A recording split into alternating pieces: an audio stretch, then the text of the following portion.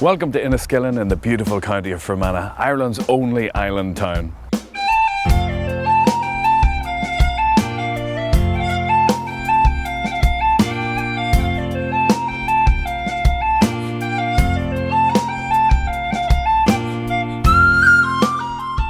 I'm here in Enniskillen, the beautiful county town of Fermanagh.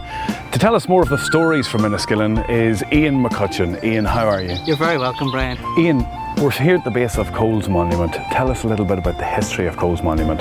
The Cole family were the plantation family who were sent to this part of Ireland in the northwest during the famous plantation after the flight of the Earls. The monument we see here today is for Galbraith Lowry Cole, who was a much decorated general with Wellington throughout many battles, as you can see marked on the monument behind us here. Right from the early 1600s there was an earthen fort here to protect the town because just below the hill is the entrance into the island town of Enniskillen via the East Bridge. So there's lots to see and do in Enniskillen, Brian. We have the butter market for the arts and crafts. We have the history at the Enniskillen Castle, and this is the largest town on the Erne system. And it's beautifully located, bang smack in between Upper and Lower Lough Erne. Right in the centre. So Ian, we're here right in the centre of Enniskillen in the Diamond. Tell us what there is to see. We are indeed, Brian. This is the heart of the town, the Diamond, as you say.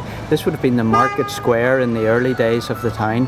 And behind us would have been the market house, which is now the site of our fine town hall, complete with the two Enniskilleners on the clock tower.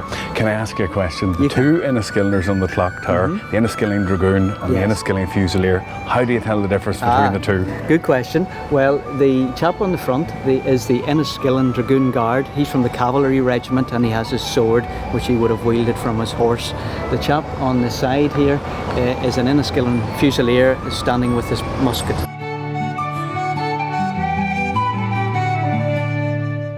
It's on every postcard. Everybody that comes to Enniskillen takes a photograph of it, and as you drive in from the west of the town, it's absolutely beautiful. It just appears in front of you. I'm here in the courtyard of Enniskillen Castle, and to tell us more, here's Sarah. Sarah, how are you? Very well, thank you. Sarah, tell us a bit about the history of this marvellous castle. Well, you've over 600 years of history here. It's a real microcosm of Irish history. You've got an old medieval plantation castle into a military barracks in later years. So you've got layers upon layers of history. When you come to the castle, what sort of things can you see? There's a huge amount to see. There's two museums here, Fermanagh County Museum and the Enniskillen's Museum, which tells you about the history of the two regiments here. And then there's the castle, the watergate, the buildings and the beautiful surrounding landscape, and you're only a couple of minutes away from the centre of the town. Thanks very much. Thank you. Bye, bye, bye. Bye.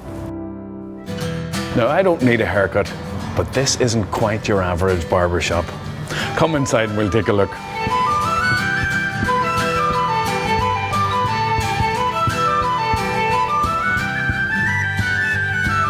Nigel, a barber shop and a railway museum. How did you come up with the idea? Well, first of all, the barber shop did come first, but we all have always had a knowledge of local history in the area, and especially now with the railway's closure in '57, we got a great interest with railway enthusiasts and members of the public coming in, and we decided we'd put up some memorabilia, and it all started to escalate from there. Some things are on loan from museums, some things we've bought ourselves, and some have been gifted to the museum ourselves.